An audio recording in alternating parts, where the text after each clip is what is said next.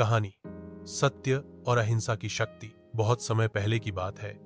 एक छोटे से गांव में एक साधु रहते थे। वे सत्य, अहिंसा और प्रेम का प्रचार करते थे। गांव वाले उन्हें बहुत सम्मान देते थे क्योंकि उनकी बातें लोगों के जीवन को बदल देती थीं। एक दिन एक क्रोधित युवक साधु के पास आया और बोला, तुम्हारे ये उपदेश बेकार हैं। इस दुनिया में तो ताकतवर ही जीतता है, प्रेम और अहिंसा से कुछ नहीं होता। साधु मुस्कुराए और बोले, बेटा, क्या तुम मुझे एक दिन सेवा का अवसर दोगे? मैं तुम्हें कुछ दिखाना चाहता हूं। युवक ने चुनौती स्वरूप हां कह दिया। अगली सुबह साधु युवक को गांव के बाहर एक स्थान पर ले गए। वहां एक सांप लोगों को डसकर परेशान कर रहा था। युवक बोला, इसे मार देना चाहिए, पर साधु ने सांप से धीरे से कहा, तुम अब किसी को मत डसना। अगर डराने की जरूरत हो तो फुफकार मार लेना, पर काटना नहीं। सांप ने साधु की बात मान ली।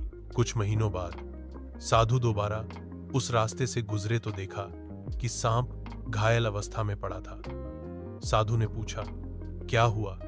सांप ने कहा, मैंने किसी को नहीं डसा, पर अब बच्चे मुझे पत्थर मारते हैं। साधु मुस्कुराए और बोले, मैंने डसने को मना किया था, फुफकारने से नहीं। सत्य और अहिंसा का मतलब यह नहीं कि तुम अपनी रक्षा भी न कर सको। संस्कृति का अर्थ संतुलन है, प्रेम, करुणा और आत्म सम्मान का संतुलन। युवक यह सब देख रहा था। वह चुपचाप साधु के चरणों में झुक गया। अब उसे समझ आ गया था कि भारतीय संस्कृति की गहराई केवल पूजा पाठ में नहीं, बल्कि जीवन जीने की कला में है, जहां सत्य, अहिंसा और आत्मबल सबसे बड़ी शक्तियां हैं। सीख। भारतीय संस्कृति हमें सिखाती है कि शक्ति केवल हथियारों में नहीं, बल्कि हमारे चरित्र और व्यवहार में होती है। सत्य, अहिंसा, सेवा और आत्मसम्मान भारतीय जीवन के आधार हैं।